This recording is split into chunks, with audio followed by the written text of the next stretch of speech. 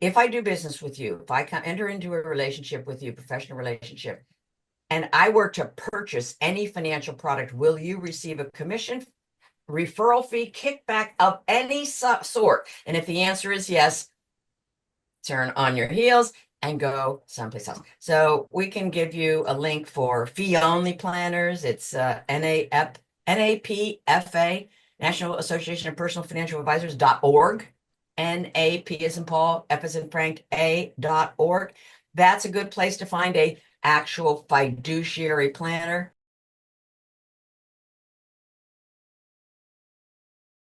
I need to educate myself on, I need to have some control over my own financial being. Where is kind of the first place you should look? Documents? Should you look at your checking account? Like, where do you start? Well, it's a really good question. And as a practitioner, I was quite aware of the inevitability of time. And so no one even had to tell me. I just realized, holy camoli, we got to take care of the risks first. So we deal with the insurances, for example, right? Now, some of the risks in life you bear yourself, like in the form of a deductible, let's say on your homeowners or your car insurance policy. You're going to be responsible for the first, however much your deductible is, $500, that's yours. And then above that, you're passing it on to an insurance company in exchange for a premium, right? So that's really the essence of risk. You're going to assume some of it, and then the groups of zero risk, as I call it, the loss of a partner's income, right? The loss of your own income and a disability, for example, the potential for liability, those you're passing on to an insurance company. And I don't want us to be short-sighted on that, because I'm off to say, one lawsuit can ruin your entire morning. So you do not want to avoid looking at covering your risks. And, people say to me, and I say to people like, okay, do you have an umbrella policy? And some people say no, and that horrifies me. So, and then some people say yes, and it's kind of like this check mark, right? Yep, I got it. They're almost breaking their arm, patting themselves in the back. I said, great, how much do you have? $1 million, because that's kind of how it's sold. That's the minimum policy. What's your net worth? Oh, 3.5 million. Oh, I see. You think someone's going to sue you for $1 million? So umbrella liability insurance is really good. Better to have $1 million than nothing. But let's be real. If a woman can sue McDonald's for $88 million for dumping her own hot coffee on her own lap, and you or I are charged with maiming or killing someone on the road, or someone slips on our front step, they're not suing us for $100,000. So let's cover the real vulnerabilities, because the decision of whether to invest in Microsoft or Nvidia is really quite beside the point at that time. So let's deal with the risks first, and then we're going to go about doing some type of a collection and an assessment, right?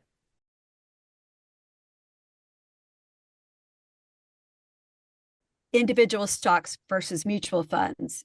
How should a woman in our demographic It's be overwhelming for a investing? lot of women to Yeah, look I at mean, that and say, I'm 50, where do I start? yeah. Hmm. A great point. Well, I had always said, and I still believe it's wise, that we have at least $250,000 in mutual funds, or they're like kind of look alike exchange traded funds, ETFs, exchange traded funds, because before we buy one individual stock. Now, maybe your grandfather and your father and you all worked at the same company for like 1 million years, and you're in love with this company, or there was a stock purchase plan. Okay, so you might have this one stock for a reason. All right. However, generally speaking, we want to diversify our risk. IBM seems to kind of hold true more than even, oh, what's the bank down there?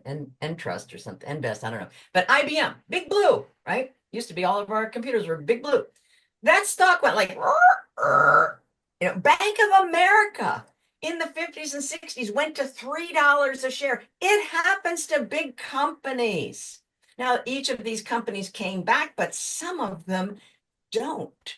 Why would you set yourself up for the potential for more risk than what you need to take? So what you're doing by buying the Standard & Poor 500 index, for example, a mutual fund or an index something that mirrors an index, is you're buying, and I'm saying for the listening audience, I'm making this big kind of a basket with my hand, this basket of securities. You can have a mutual fund of bonds, you can have a mutual fund of stocks, you can have a mutual fund of emerging market stocks, all kind of things in these baskets. The point I'm making is if you have 500 stocks or 500 bonds in one container, in one wrapper, and you invest in that, and one of those companies goes bankrupt, oh, kind of yawning. All right, sorry that happened, but it didn't really set you off your pace. The stock that you had in your portfolio, it goes down, that's not a good day. So diversification would have us be not only invested in mutual funds, or I love indexes. You can never invest exactly in the index. You invest in something that mirrors the index. All right, that's what we have. So your Standard & Poor 500, and you're going to have this as a choice in almost probably every single 401k plan and 403b plan that you're offered through your employer, if you're that lucky. So there's a great place to start. You see that with stocks for the long term. You want to do stocks for 7+ years. You do not want to get involved in investing in stocks or stock mutual funds. For example, when I say stocks, I mean stock mutual funds for less than 7 years.